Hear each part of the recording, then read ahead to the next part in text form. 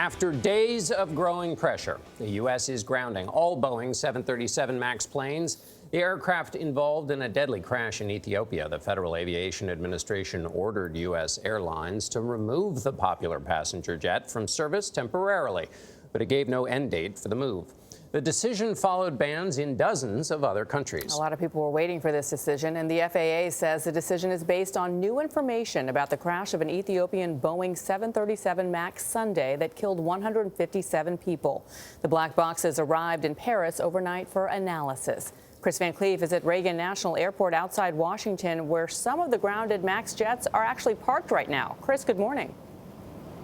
Good morning. Those 737 MAX planes will stay parked indefinitely until the FAA lifts this order. Now, once the decision came down, the 72 737 MAX planes that are operated by U.S. airlines were told to stay where they were or finish the flight they were on.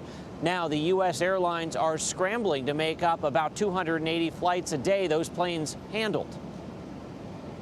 I'm just relieved we're on the ground. Priscilla Tremay landed in Phoenix on board a Southwest Airlines Boeing 737 MAX Wednesday.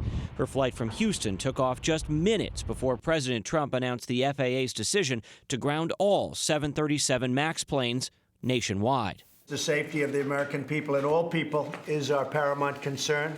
The U.S. was among the last of more than 40 countries to temporarily ban the MAX. Federal regulators and airlines had been facing increasing pressure to ground the plane following Sunday's deadly crash of Ethiopian Airlines Flight 302, the second 737 MAX 8 to crash in less than 5 months.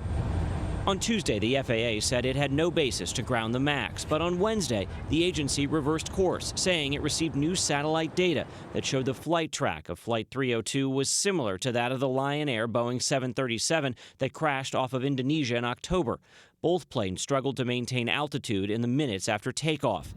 Evidence found at the crash scene in Africa showed additional similarities. You're grounding a class of aircraft based on nothing but political pressure. Former FAA Assistant Administrator Scott Brenner says the agency should have waited for data from the Ethiopian jet's black boxes before making its decision. They have always been a very cooperative, data-driven group, and now that seems to have kind of gone to the wayside. Ethiopian investigators have now sent the black boxes to Paris to be analyzed nearly 3 days after they were recovered from the crash site. It's negligent, in my view. Former NTSB investigator Jeff Gazzetti says the readout should have happened much sooner. Time is of the essence. The more you wait, the more you increase the exposure to a very specific hazard. Ethiopian investigators yesterday asked the Germans to analyze the boxes, but they didn't have the proper software, so it was on to France. American Airlines says they will start shuttling some of the 737 MAXs without passengers to their bases today. Boeing says it is confident in the safety of the aircraft, but supports the grounding out of an abundance of caution. Gayle? Well, we'll all feel better when we have some answers here. Thank you very much, Kris.